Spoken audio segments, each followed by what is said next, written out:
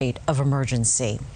Let's check in with Chief Meteorologist Derek Beasley now, keeping an eye on things. They're going to be tuning in to you, Derek. Well, Jane, hopefully we have good news, and it looks like we do. We've already been seeing some positive trends in the computer model forecasts, and with the storm itself, it really hasn't strengthened a whole lot, and we do not anticipate any significant strengthening here over the next couple of days. And it looks like the computer model forecast tracks continue that westward shift that we want, at least for our area, and I think that trend is going to continue. We're still seeing some thunderstorms trying to fire up right around what is considered the circulation center, although it's fairly ill-defined at this point as it makes its way through the the Leeward Islands and parts of the Lesser Antilles. They're going to be headed towards the Greater Antilles here very shortly.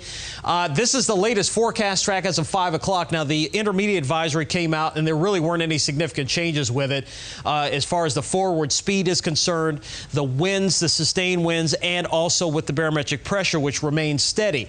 The latest track continues to keep it very close to the Greater Antilles here, many of the islands. So we're looking at Hispaniola and also Cuba. This land interaction should slow any type of attempt to strengthen as it makes its way through this area during the day Sunday and into Monday. I do think, though, once it gets out of the Gulf, it'll have a better chance for getting a little bit better organized as it heads towards the northern Gulf Coast. But as it bypasses our area on Monday into Monday night, it looks like that would be the opportunity for us to see anything as far as some enhancement in the rainfall and perhaps a few extra thunderstorms in the area and a little extra wind as well, but nothing too significant at this point.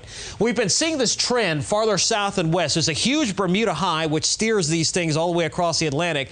It's very strong, and the storm is not going to turn north into it. It's going to keep going in that westward track, and with a weaker storm, we're also going to see a more southern and westward track as well. Weaker storms have a tendency to go more west. Stronger storms will have a tendency to try to turn more towards the north, but that looks like that westward track is going to continue. This is the latest computer model forecast data. These lines were basically up here before. Now they started to shift off towards the south. So this latest suite of models is trying to bring it right across the heart of the Dominican Republic, and there's some very high mountain peaks there that could disrupt the circulation as it moves across.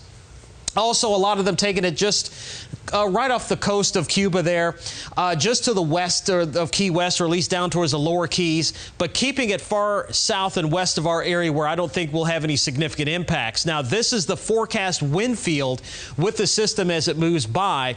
Tropical storm force wind field in the yellow, strong tropical storm force winds, really anything above 55, and then, of course, the hurricane force wind field in red. We don't see any of that there, but you can see that with this forecast track, the farthest north we're going to see the outer edge of the tropical storm force winds would be across southern Miami-Dade and parts of southern mainland Monroe County, not even anywhere close to Collier County. So this is what we know. Some land interaction will be likely, some slow strengthening. We'll also see that track farther south and west, which will be good for us. And it looks like we'll see perhaps some minor impacts later Monday into Tuesday, but other than perhaps some minor coastal flooding, a little extra chance for rain, some gustier winds, right now we do not see significant impacts being a huge issue here. So it looks like our trends are better for us based on what we're seeing. So here's your 7-day forecast. Weekend, go on about your business. It shouldn't be any big deal at all. Some storms expected during the afternoon and evening, much like we've seen the past couple of days. Highs in the low 90s. Monday, a little windier, a little breezier, showers and storms. And then next week, more PM storms as the storm moves away. Thank you, Derek.